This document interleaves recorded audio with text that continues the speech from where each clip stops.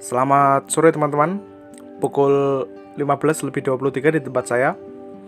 Pada kesempatan kali ini, saya akan membahas alur dari sebuah anime berjudul Magi, Sinbad no Bokoen. Sebenarnya, anime ini adalah seri ketiga dari serial anime Magi. Tapi saya memilih untuk merecapnya terlebih dahulu, karena jika diurutkan berdasar timeline, cerita seri yang satu ini lebih dahulu terjadi daripada kedua seri pendahulunya. Daripada ngoceh-ngoceh tentang sinopsis, kita langsung saja masuk ke pembahasan. Tapi sebelum itu, biarkan Luffy bernyanyi terlebih dahulu. Intro.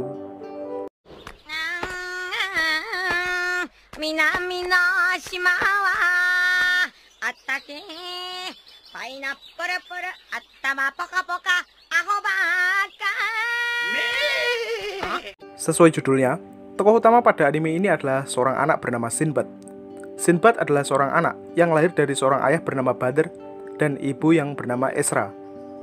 Badr sendiri adalah seorang pejuang yang sudah berkali-kali membawa kemenangan besar untuk kerajaannya, yakni kerajaan Partevia. Namun karena sudah mempunyai anak, Badr memutuskan untuk berhenti berperang. Balik lagi ke Sinbad, dia adalah anak cerdas dan kuat. Bahkan ia sempat menolong orang misterius yang mengaku jika dirinya adalah pedagang dari kerajaan bernama Reim. Pria ini bernama Darius. Darius dirawat dengan baik oleh keluarga Sinbad. Di samping itu, Darius berbagi cerita dan pengalamannya kepada Sinbad yang masih kecil. Hal ini memotivasi Sinbad untuk pergi berpetualang jika sudah besar nanti. Akan tetapi, kebahagiaan ini tidak berlangsung lama, karena pada akhirnya Darius menunjukkan identitasnya yang sebenarnya, jika dia adalah anggota intelijen dari Kekaisaran Reim. Darius tega menggunakan Sinbad sebagai sandera, hingga pada akhirnya Badr datang untuk mengeksekusi Darius dan menyelamatkan anaknya Sinbad. Atas kejadian ini, Badr yang sudah kehilangan kaki dipaksa untuk mengikuti wajib militer dan berperang hingga akhir hayatnya.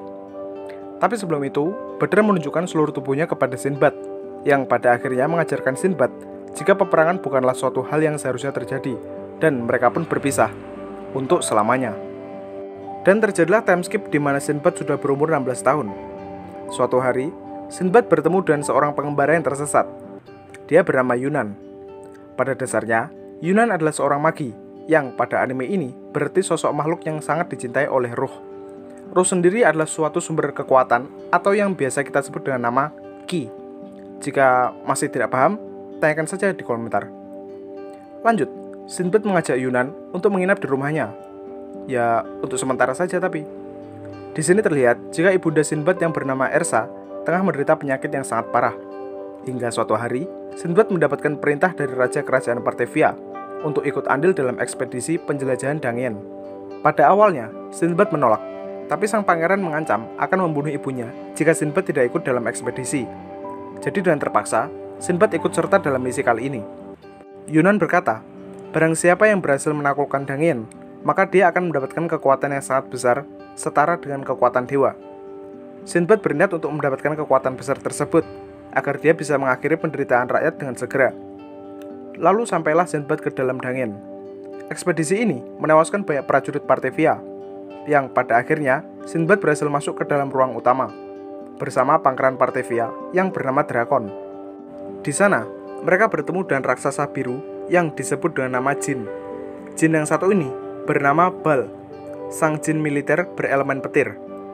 Bal bertanya tentang siapa yang akan menjadi tuannya, karena ada dua orang di sana. Bal menyuruh Sinbad dan Drakon untuk bertarung, yang pada akhirnya dimenangkan oleh Sinbad. Dengan begini, Sinbad telah resmi menjadi tuan dari Bal, dan kini Bal bersemayam di dalam pedang milik Sinbad. Benda pusaka yang dihuni jin biasa disebut dengan nama wadah logam. Usai penaklukan, Sinbad membawa lari semua harta yang dia dapat, dan tidak menyisakan sebutir pun untuk pihak kerajaan. Karena ulahnya ini, Sinbad resmi menjadi seorang buronan kerajaan Partevia. Sesampainya di rumah, Sinbad dikejutkan dengan kondisi ibunya yang semakin parah. Tak lama setelah itu, ibunya pun mengembuskan nafas terakhir. Di balik sebuah insiden, pasti ada hikmah yang bisa dipetik. Di balik ketiadaan kedua orang tuanya, timbullah mimpi besar Sinbad untuk mendirikan sebuah negara yang akan menjadi pusat perdamaian di seluruh dunia. Sinbad memulai perjalanan pertamanya ke sebuah pulau terpencil yang diselimuti salju. Di sana, Sinbad tanpa sengaja mengeksekusi buruan seorang laki-laki besar bernama Hina. Hina sendiri adalah seorang lelaki dari suku Imucak, yakni suku yang mendiami pulau tersebut.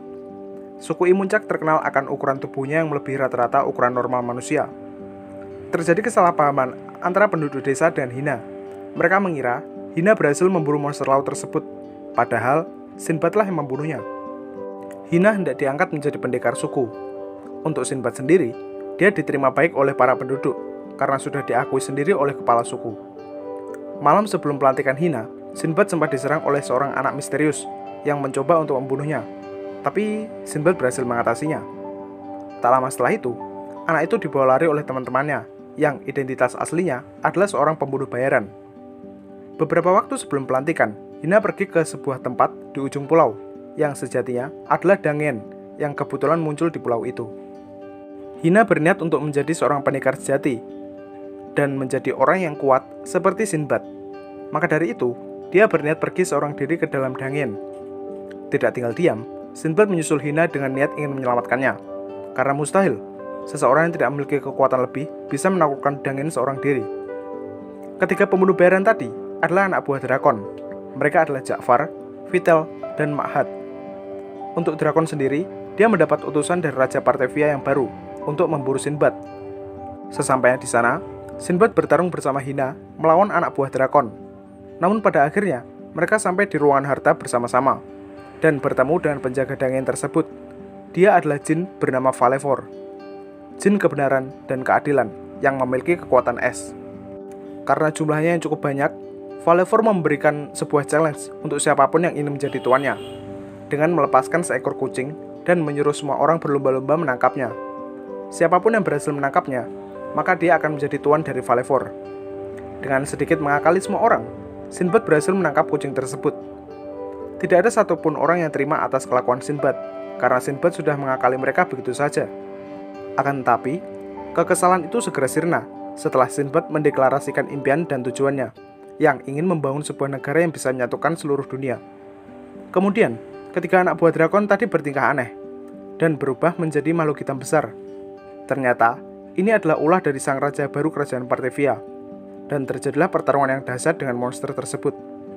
Situasi ini mengubah pandangan hidup Hina dan drakon. Akhirnya, mereka bertiga berhasil menyelamatkan ketiga anak buah drakon. Tapi masih ada satu orang yang belum sadar. Dia adalah Ja'far. Seluruh kekuatan jahat berkumpul ke dalam tubuhnya. Dengan tekad yang kuat, Sinbad berusaha untuk mencabut kekuatan jahat tersebut dari tubuh Ja'far. Padahal, Falevor sudah bilang jika tubuh manusia tidak dapat menahan kekuatan itu. Namun semua itu hanyalah omong kosong bagi Sinbad, karena pada akhirnya Ja'far berhasil diselamatkan. Tak lama setelah itu, semua orang mengakui Sinbad sebagai raja mereka dan berniat akan melayani Sinbad untuk membangun impiannya dari nol. Falevor juga bersedia melayani Sinbad sebagai tuannya. Usai penaklukan, drakon tidak mengikuti Sinbad dalam perjalanannya karena masih ada urusan yang harus diselesaikan. Sinbad tanpa sengaja memberikan sebagian kekuatan jin bal kepada drakon yang di sini dinamakan Kinzoku atau bisa disebut berkah sang dewa. Ralat, berkah sang raja. Setelah itu, Hina resmi menjadi pendekar suku Imucak, sekaligus mendapatkan seorang istri yang super cantik bernama Rurumu. Hina berniat membawa istrinya dalam perjalanan bersama Sinbad. Keesokan harinya, Sinbad dan yang lain berangkat dan resmi mendirikan sebuah serikat dagang bernama Sindria. Sindria ini adalah nama yang nantinya melambung menjadi sebuah kerajaan milik Sinbad. Barang yang mereka dagangkan adalah ornamen-ornamen cantik dari suku Imucak. Rurumu mengajarkan Sinbad dan Ja'far beberapa ilmu pengetahuan, karena berhubung umur mereka masih usia wajib belajar. Beberapa waktu kemudian, mereka sudah sampai di Kekaisaran Rim. Proses berdagang mereka tidak berjalan lancar. Mereka diusir karena belum memiliki lisensi perdagangan di sana. Lalu datanglah seorang paman yang berniat memborong semua barang-barang Sinbad. Tanpa diduga, barang-barang itu dijual kembali dengan harga 10 kali lipat. Bukannya frustasi, Sinbad malah semakin tertarik untuk terjun ke dalam dunia perdagangan. Selagi yang lain pergi mengambil barang, Sinbad berniat untuk membuat lisensi dagang yang harga minimalnya sebesar 100 koping koin emas.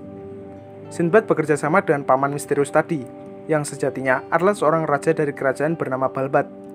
Dalam 1 bulan, Sinbad berhasil membuat tempat dagangnya sendiri, yakni pusat perdagangan Sindria. Tentunya, hal ini membuat teman-temannya terkejut, sekaligus heran akan kebolehan Sinbad, dan mereka pun berbisnis kembali. Walau begitu, Sinbad masih ingin menjual beberapa barang lagi, yakni material logam dan permata murni. Sinbad memulai ekspedisi bernama Hina dan Ja'far, sedangkan Rurumu, Ma'had, dan Vitel tinggal di Reim untuk mengurus bisnis mereka.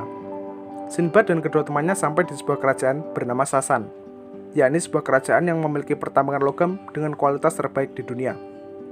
Kedatangan Sinbad dan yang lain tidak diterima dengan baik oleh para penduduk, karena mereka meyakini jika orang luar adalah manusia kotor yang tidak patuh dengan aturan dewa. Akan tetapi, Sinbad didatangi oleh seorang remaja seusianya.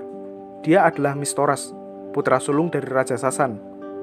Mistoras berbeda dengan para penduduk yang enggan meninggalkan kerajaan, karena Mistoras adalah seorang yang memiliki ambisi besar untuk berpetualang ke dunia luar.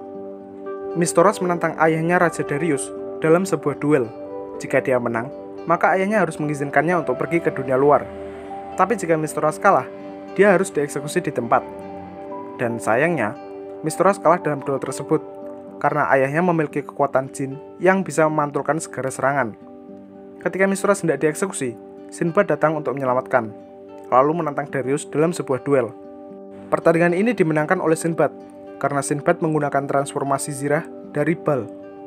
Dengan begini, Sinbad resmi menjalin sebuah hubungan dengan kerajaan Sasan sebagai pemasok logam untuk Serikat Dagang Sindria. Sebagai simbol persekutuan, Darius menyuruh Mistoras untuk mewakilinya dalam perjalanan panjang Sinbad. Mistoras pun akhirnya berpisah dengan ayahnya tercinta. Tidak langsung kembali ke Reim, Sinbad masih ingin melanjutkan perjalanannya ke sebuah kerajaan terpencil bernama Artemia. Artemia adalah sebuah kerajaan yang didominasi oleh kaum Hawa, karena mereka beranggap jika wanita adalah makhluk paling mulia. Kedatangan Sinbad tidak disambut baik oleh para penduduk. Mereka semua dilucuti dan dibuang ke jurang tanpa perlengkapan, kecuali Hina, karena Hina punya postur tubuh yang sangat bagus, dan sisanya kalian sudah tahu lah. Lama-kelamaan, Sinbad dan Ja'far mulai terbiasa dengan kondisi sekitarnya, terkecuali Mistoras. Mistoras terus berusaha untuk mencari jalan keluar dari jurang dan menemukan sebuah daging yang masih segar. Dengan bantuan kecerdasan Ja'far, mereka berhasil memecahkan teka-teki itu dan keluar dari jurang. Sesaat setelah itu, Sinbad bertemu dengan sang ratu yang bernama Mira. Mira tidak percaya jika Sinbad telah berhasil keluar dari jurang. Dia pun murka dan memulai pertarungannya dengan Sinbad. Di sini, Sinbad menggunakan transformasi zirah jin Valevor dan berhasil mengalahkan Mira dengan mudah. Keesokan harinya, Sinbad dan yang lain kembali menghadap sang ratu, lalu mengajaknya untuk membuat jaringan perdagangan dengan Serikat Dagang Sindria sebagai pemasok permata. Mira menyetujui bukan karena ingin berbisnis, melainkan karena takut dengan kekuatan yang dimiliki Sinbad dan tidak ingin berurusan dengannya dalam segi kekuatan tempur. Sang ratu mengirim anaknya yang bernama Prasin sebagai simbol aliansi dengan Sinbad, dan mereka pun pulang. Sesampainya di Reim, Sinbad mengadakan pesta besar-besaran dan tamat. Berlanjut ke timeline utama di video selanjutnya. Bagus gak animenya? Kalau masih kurang puas, kalian bisa nonton sendiri. Jika ada yang masih bingung, kalian bisa tanyakan di kolom komentar. Saya pasti akan menjawabnya. Saya ucapkan terima kasih buat kalian yang udah mampir. Jangan lupa tinggalkan komen, like, and subscribe. See you on next video. Bye-bye.